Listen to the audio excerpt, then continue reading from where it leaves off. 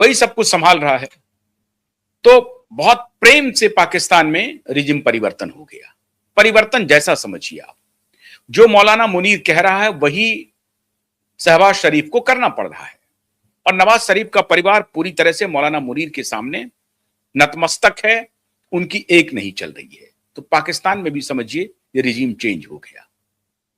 अफगानिस्तान में पहले ही हो गया था।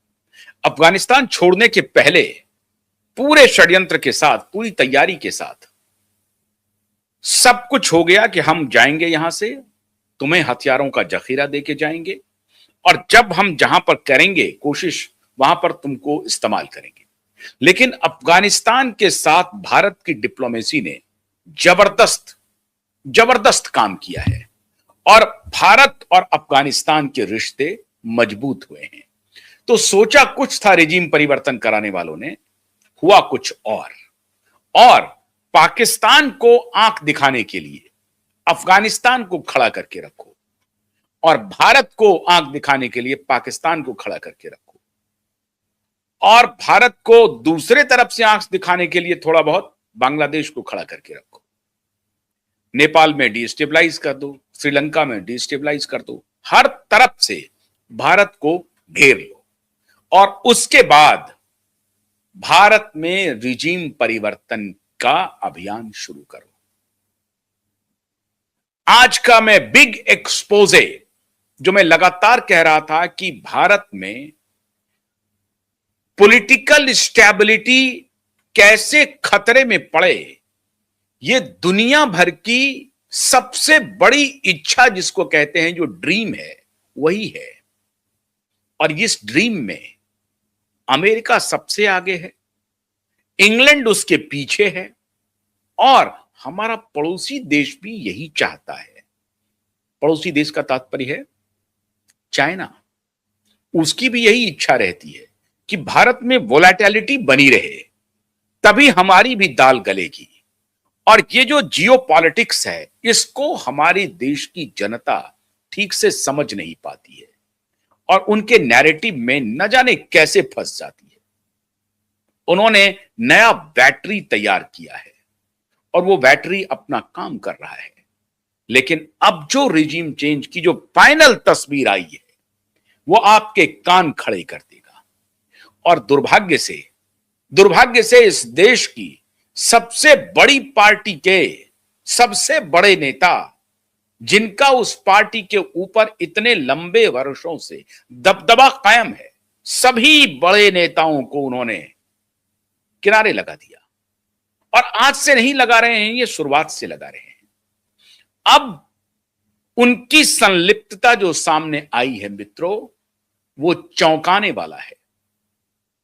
आप कल्पना नहीं कर सकते हैं कि भारत के एक बड़ी राजनीतिक पार्टी के मुखिया वो वही इको करे जो रिजीम चेंज करने वाले का नैरेटिव है, या नैरेटिव नहीं, जो उनका ड्रीम है।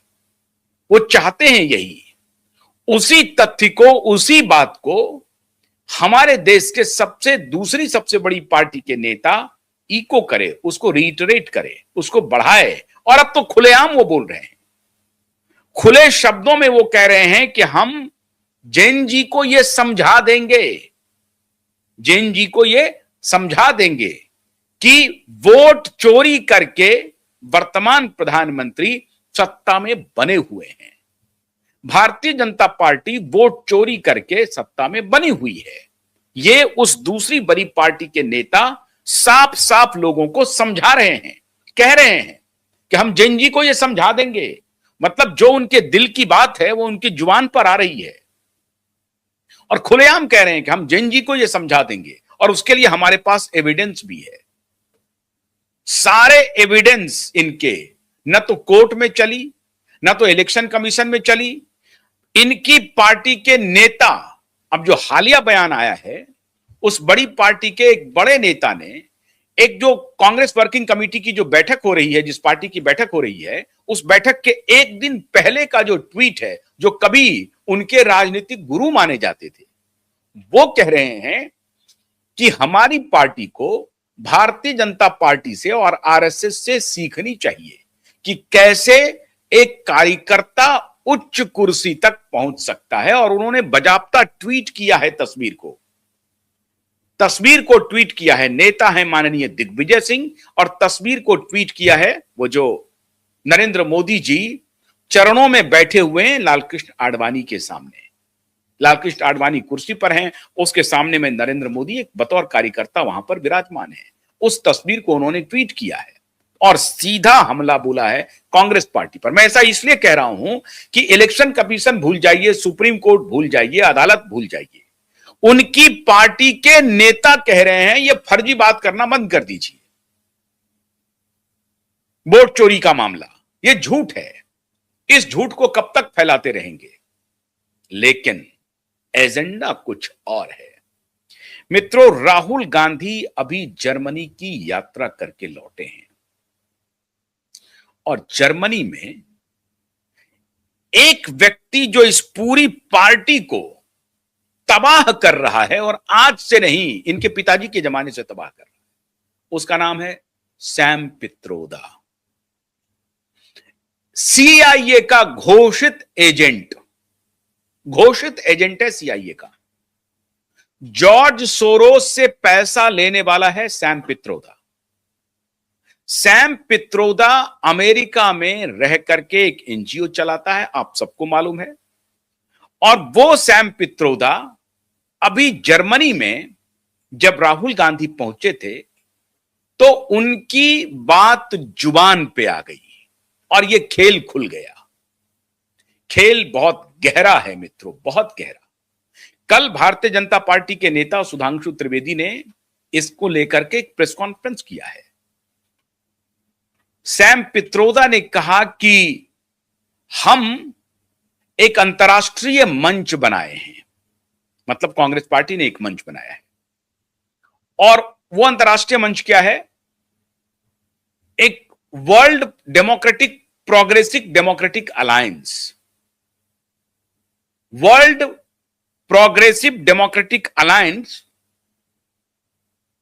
ये बनी है और उसके अध्यक्ष बने हैं राहुल गांधी। और उन्होंने कहा है कि दुनिया के 110 देश इसमें शामिल हैं और पूरी दुनिया में हम डेमोक्रेसी की रक्षा के लिए, डेमोक्रेसी को बचाने के लिए 110 देश इकट्ठे आए हैं। सुधांशु त्रिवेदी ने बहुत जबरदस्त सवाल उठाया कि 190 देश में से 110 देश में डेमोक्रेसी है ही नहीं, है ही नहीं। जो 54 to 57 कंट्री जो इस्लामिक कंट्री है उसमें इक्का दुक्का डेमोक्रेसी के नाम पर, अन्यथा हर जगह या तो डिक्टेटरशिप है या राजशाही है। तो ऐसे 57 खत्म हो गए, 54 खत्म हो गए। उसके बाद जो बाकी बची है उसमें सेमी डिक्टेटरशिप है, कहीं राजशाही भी चल रही है और गिनती के 50, 60, 70 जो देश हैं वो सिर्फ डेमोक्रेटिक कंट्री है। अब आप कल्पना कीजिए, सैम पित्रोदा कह रहे हैं कि 110 देश हैं जो डेमोक्रेटिक प्रोग्रेसिव अलायंस के हिस्सा हैं। देश ही नहीं है डेमोक्रेटिक, हिस्सा कौन हो गए? इसका मतलब कहीं कोई डिक्टेटर तो नहीं है, कहीं कोई राजशाही तो नहीं इनके अलायंस में है। क्या ये डिक्टेटरशिप लाना चाहते हैं in the name of democracy? क्या ये राजशाही लाना चाहते हैं in the name of democracy? और इसके आधार हैं, जब डेमोक्रेसी इनसे जीत रही थी तो इन्होंने डेमोक्रेसी को सस्पेंड कर दिया। और सस्पेंशन क्या था आपको बताने की जरूरत है नहीं। इमरजेंसी किस पार्टी ने लगाई? इसी कांग्रेस पार्टी ने लगाई। और वो ये कह रहे हैं कि डेमोक्रेसी प्रजातंत्र को बचाने के लिए 110 देश अब इकट्ठा आए हैं। कौन यकीन करेगा इनके ऊपर?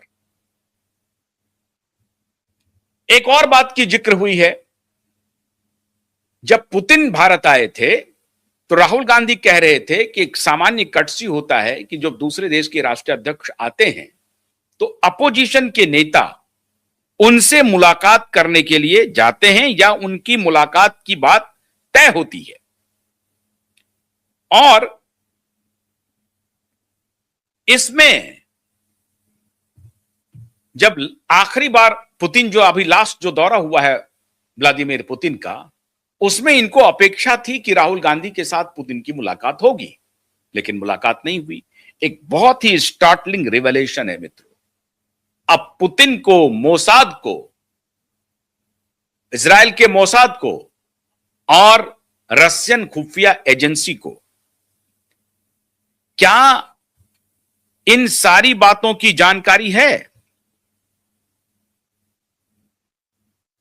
पुतिन की खुफिया एजेंसी को राहुल गांधी के बारे में कोई जानकारी है?